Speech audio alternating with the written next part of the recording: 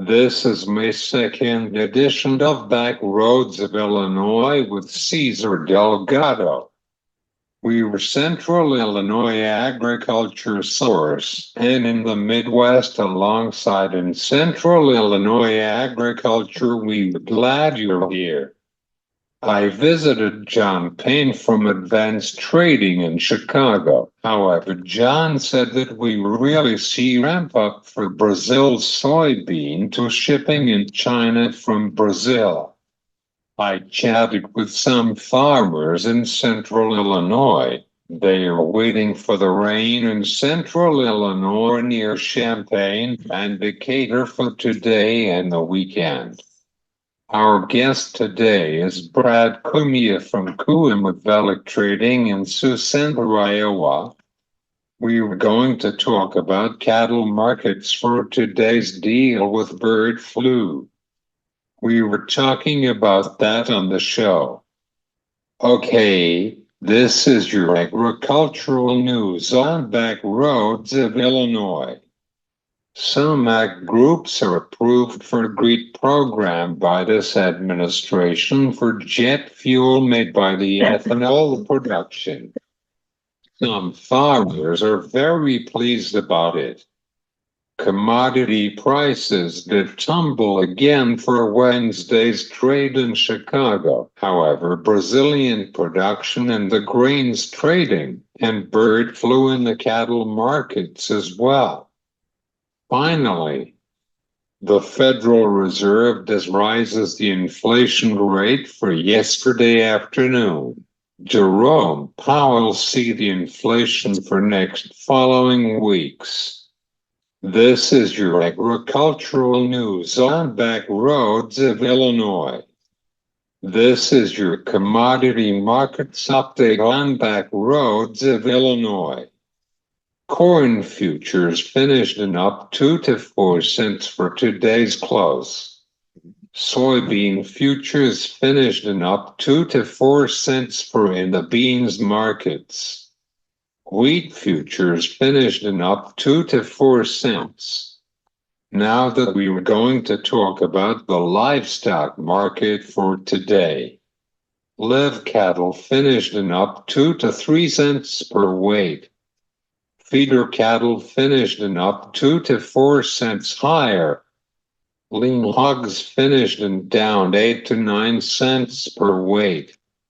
This is your agricultural commodity prices update on Back Roads of Illinois.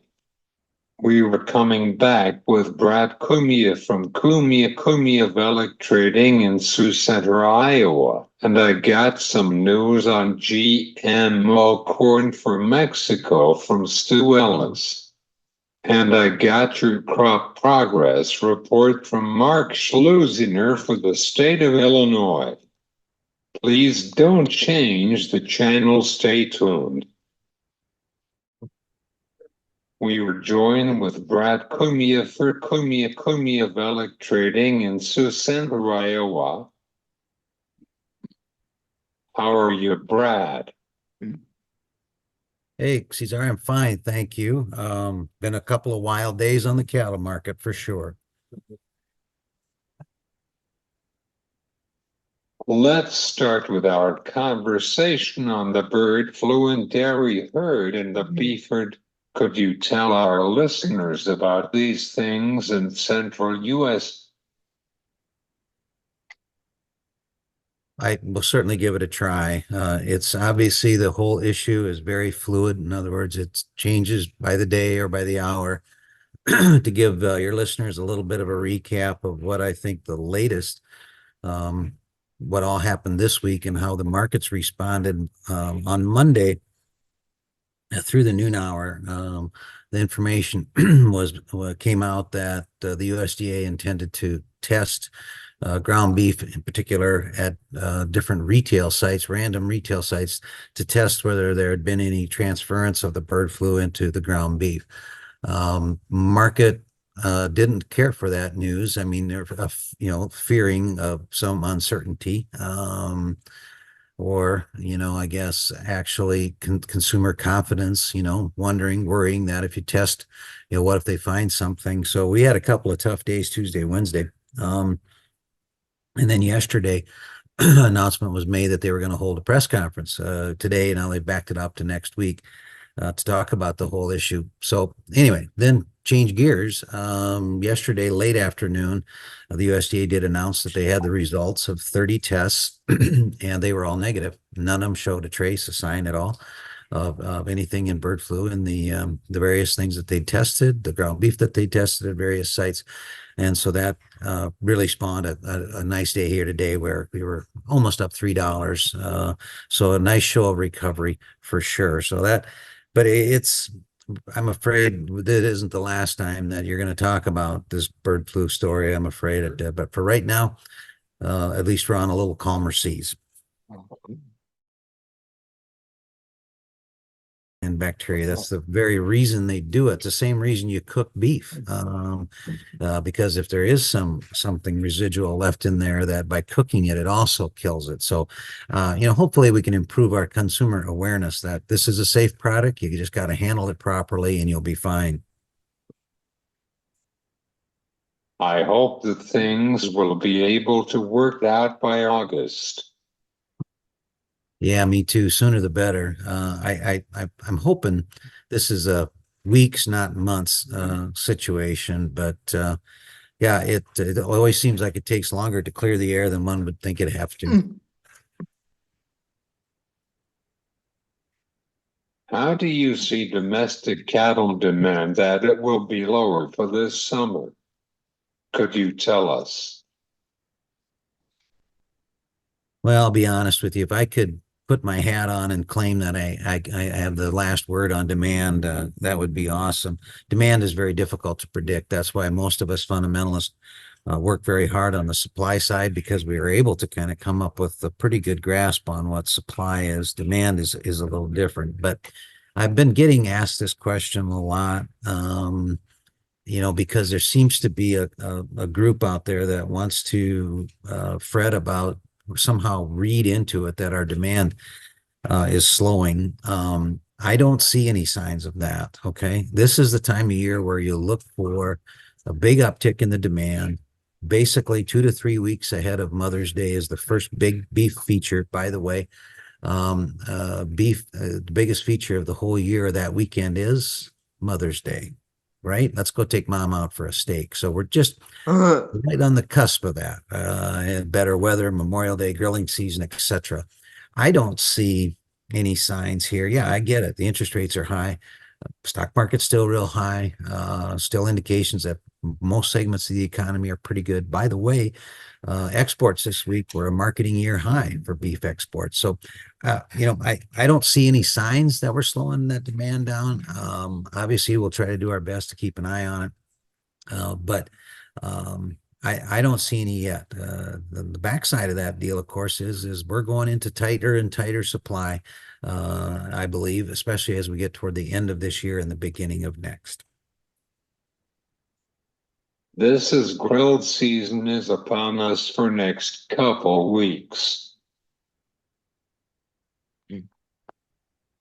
Right, let's go out there and grill a ribeye.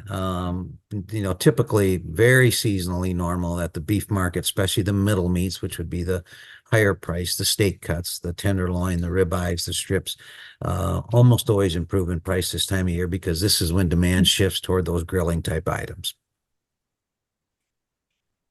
What do you see the demand for the cattle, especially since some cattle on feed report? I was really excited after the last cattle on feed report, actually, because it finally kind of vindicated or reinforced that, maybe the way we here have been looking at the supply side of the market uh, was the right way to look at it. And what I mean is, you saw a dramatic drop in the placements. It was predicted to be very small, and it came in even smaller than what they expected. So if you believe, like I do, and most people do, that there is a limited supply of cattle, I mean, the calf crop is the smallest in, I forget what, 62 years. The cow herd is the smallest since 1951. So we had big placements last fall, especially September and October. Well, if you think that there's less available, at some point you're going to run out of that available supply of feeder cattle outside of feed yards, still available to be placed. That's where I believe we are. I expect the placements for April, when that report comes out here in a couple, 3 weeks, to be even smaller. So we're gonna tighten up this supply of cattle moving ahead, in my opinion, for sure.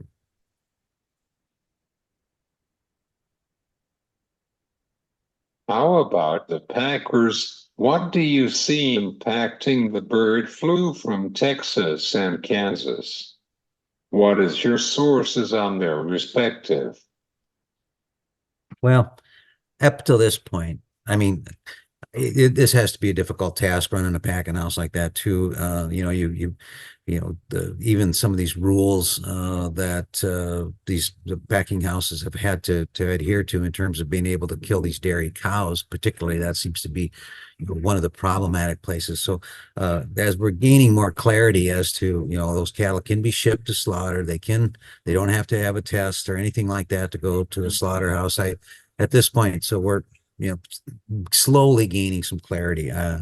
Obviously, the packer it's his turn to have tough margins. You know, and if he senses at all that there's something going to shift here in terms of consumer confidence or export demand, if that would change because of, say, some further escalation of the bird flu worry, somehow if it jumps, which they had, there's been no proof that it'll jump into the meat or into a human, but if something like that would happen, you'll get a quick response, I'm sure, from the packer and kill cuts. But hopefully, I don't see any indication like that right now. Hopefully, we can move right along into springtime in good shape.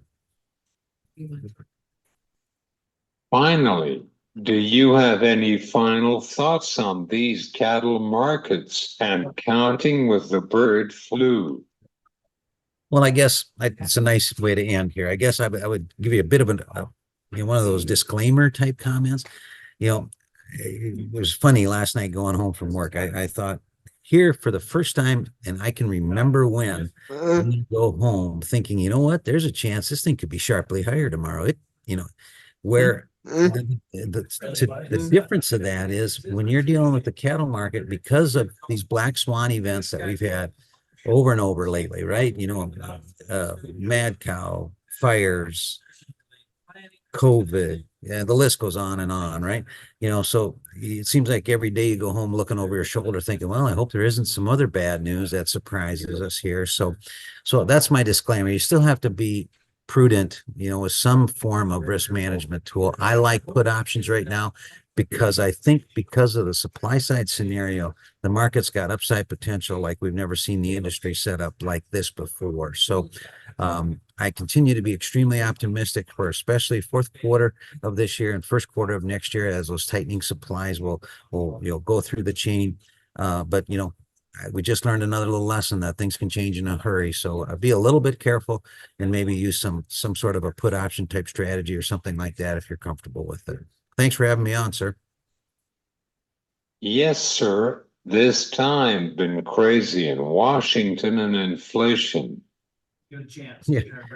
No doubt about it. And then we're going to have an election, they tell me. So we'll be hearing plenty of stuff all spring and summer. Thanks, Brad. You're very welcome. That's okay. Not in July. This is Brad Kooima from Kooima Kooima Evielk Trading in Sioux Center, Iowa. We were coming back with the news from Stu Ellis and your crop progress. This is the report from Stu Ellis about GMO corn for Mexico for this week. I quote, "Pass the corn chips, please." 512 words for week of April 29th, 2024. Few. That is the best news any corn grower has heard in a long time. What a threat that Mexico had made that it would refuse to buy any U.S. corn that had a genetic content to resist glyphosate. Now it's history. For the non-farming public, a bit of translation is in order. Glyphosate, the active ingredient in Roundup that used to decimate about everything green, has been very beneficial to agriculture, particularly since corn and soybean genetics were bred to resist glyphosate. That is how glyphosate has been used to control weeds without harming the crop. 3 years ago, Mexican President Andres Manuel Lopez Obrador decreed that his country would no longer import any corn with genes to make it resistant to glyphosate. That was frightful to the U.S. corn industry because Mexico had regularly imported 650 million bushels of corn from the U.S. annually. That represented 25-30% of U.S. corn exports and made Mexico the largest single customer for corn growers. And for a state like Illinois, where 60% of its 2 billion bushels of corn is exported, with a lot going to Mexico, it would have been a major threat to the farm economy of Illinois. Lopez Obrador initially said he was concerned that the genetics from imported U.S. corn would spread to the native species of Mexico, where its corn originated. Then later he spoke out about dangers to human health from eating meat from animals that were fed corn genetically bred to tolerate glyphosate. While there was very little concern from the Mexican consumers reported, the Mexican livestock industry became concerned because of the potential lack of 650 million bushels of corn it needed to feed its livestock. The threatened trade action was taken last fall to an international jury panel prescribed by the U.S. Mexico-Canada new NAFTA trade agreement. Not much has come from the proceedings, but the threat to Mexican native species has dropped off the table. And the human health issue has changed from hurting Mexicans to show how genetically modified corn will not harm Mexico's population. Mexico's agriculture minister said, "We still haven't seen the science of the United States or the companies. We are looking forward to that study with great pleasure." A senior official for the U.S. Trade Representative said, "Scientific authorities, including in Mexico, have consistently found biotech products like corn to be safe over a period of decades." Mexico's economic minister Raquel Buenrostro provided a timetable last week saying, "The panel is progressing according to procedure, and we have to wait," Buenrostro said. "I think that by September it will be over." Ironically, despite the threat by Mexican President Lopez Obrador to curtail the importation of U.S. biotech corn, this marketing year has recorded record volumes of U.S. corn purchased by Mexico. The current marketing year is only 2/3 over, and Mexico has already booked 700 million bushels of corn from U.S. farmers.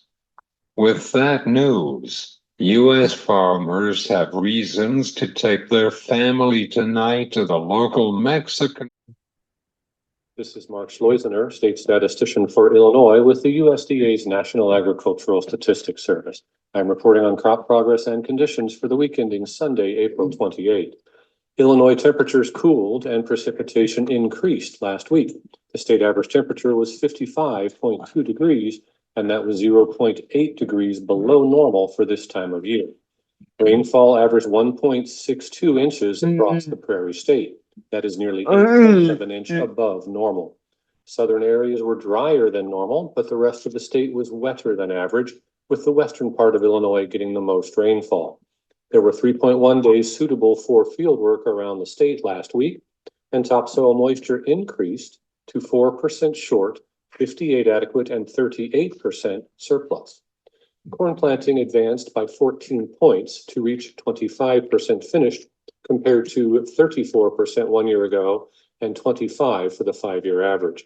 6% of corn acres have emerged compared to 3% normally. Soybean planting reached 26% finished. That compares to 32% last year and 18% normally. 5% of soybean acres have emerged compared to 1% normally. The Illinois wheat crop was 16% headed compared to 13% 1 year ago and 11% for the 5-year average. The condition of the Illinois wheat crop improved from 1 week ago and was rated 1% poor, 12% fair, and 87% good to excellent. That is better than 1 year ago. Pasture conditions also improved from last week and were rated 3% poor, 19% fair, and 78% good to excellent. That is a little worse than 1 year ago. Thank you to everyone that responded to the crop progress and condition report this week. We appreciate your assistance in telling the story of Illinois agriculture. There is still a lot of field work to do in Illinois, so please watch out for big equipment on small rural roads. This has been Mark Schleusner with the Heartland Region Illinois Field Office of USDA's National Agricultural Statistics Service in Springfield. Thanks to Mark Schleusner to give us for crop conditions progress in Springfield.